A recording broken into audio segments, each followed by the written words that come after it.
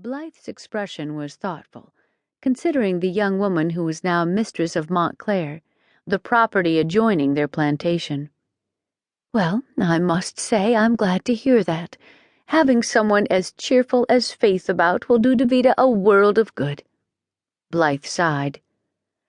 "I should probably do more for her myself. I have invited Davida several times to go riding with me, but she usually refuses. She doesn't like horses."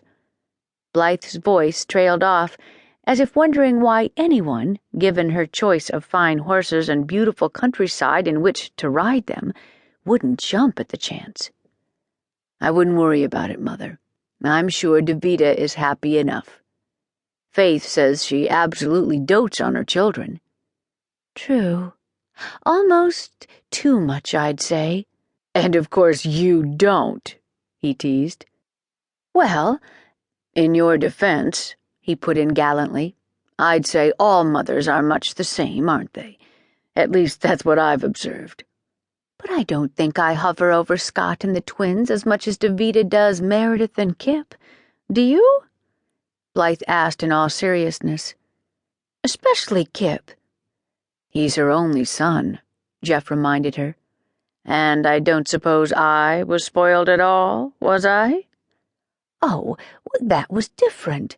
I was a single parent for much of your young life. After Malcolm died, you were my whole world." She gazed at him through misty eyes. "Well, the Montrose children have a father. They have Jonathan." "Jonathan?" Blythe made a gesture of dismissal. "Jonathan is much too passive where they're concerned. He doesn't assert himself at all." Jeff shook his head. "Mother, you can't solve everyone's problems." "That doesn't keep me from trying," she retorted with a touch of girlish spunk.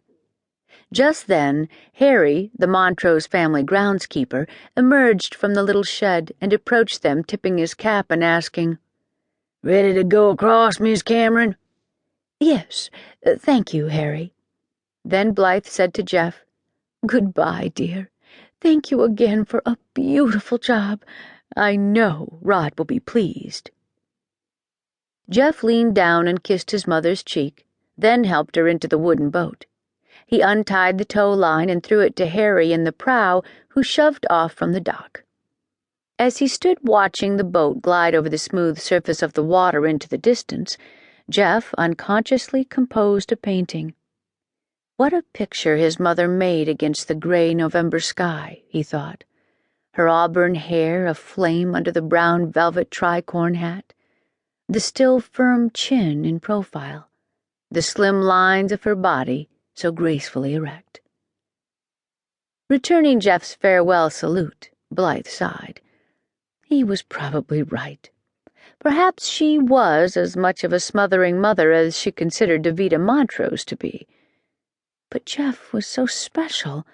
Born after the death of her first husband, Malcolm, Jeff had been brought up in England, even though Blythe herself was now happily remarried to Rod Cameron, with whom she had 3 young children.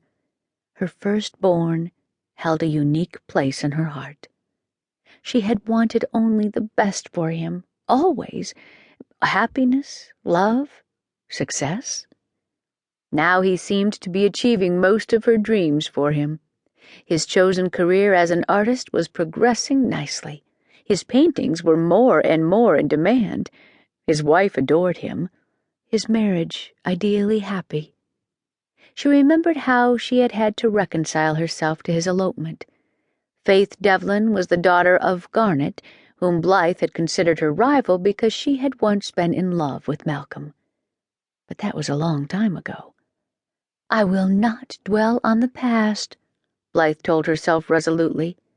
Instead, she concentrated on how delighted Rod would be with the portrait of his 2 little girls.